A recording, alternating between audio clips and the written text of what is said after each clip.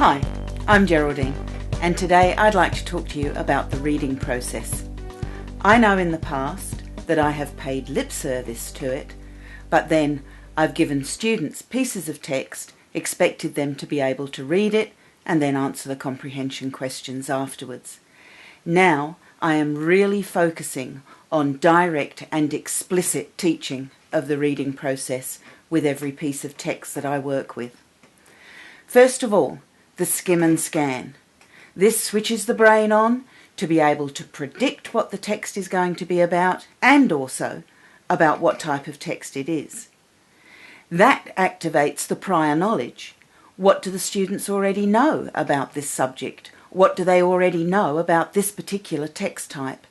This is really going to help them to get that deep understanding of the text that they're reading. As they read, visualizing the text is absolutely paramount for them to be able to make pictures in their head, not only if it's a narrative text, but if it's an information text too. If they can actually see what it is that they're reading, they're going to be able to understand it, and it's also going to be able to stay in their short-term memory for longer. Next is making connections, and this is really important too, that they are able to tie what they're reading in with their own experiences. This also gives them a much greater engagement with the text and a deeper understanding. Being able to make inferences too. As they're reading text and as they come across vocabulary that they may not have seen before, they need to be able to infer the meaning of that word from the way that it is placed in the sentence and the flow on from the information around it. Even if they can't actually pronounce that word correctly when they are reading to themselves, they need to be able to understand what it means in the context.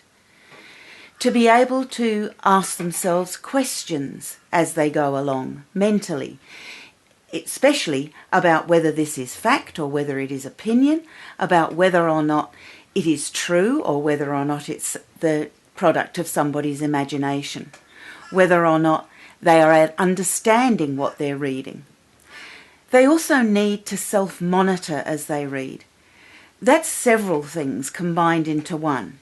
It is to be able to stay in the zone, to concentrate on the text that's in front of them and not let outside distractions take them away.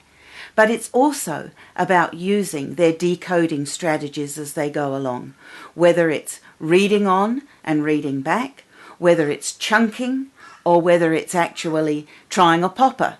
Let the words flow and see how it works. Then summarising. This is an absolutely vitally key component to them being able to understand really what they have read, to be able to summarise the main points, the important part of the text means that they're going to be able to retain that in their memory for a little longer, and it also shows that they have understood what they've read. And then, of course, we come down to the synthesising. They have to be able to work out what it is they're going to do with their text. In some cases, that's answering the comprehension questions that follow the text. In other cases, it might be making notes of key points so that they can do an oral presentation or a retell of what it is that they've read.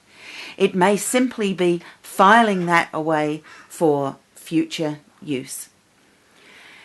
I have really concentrated with the groups of students that I've been working with on making explicit that reading process through every piece of text, and I've really found that there has been an improvement then in the comprehension of the students after they have read.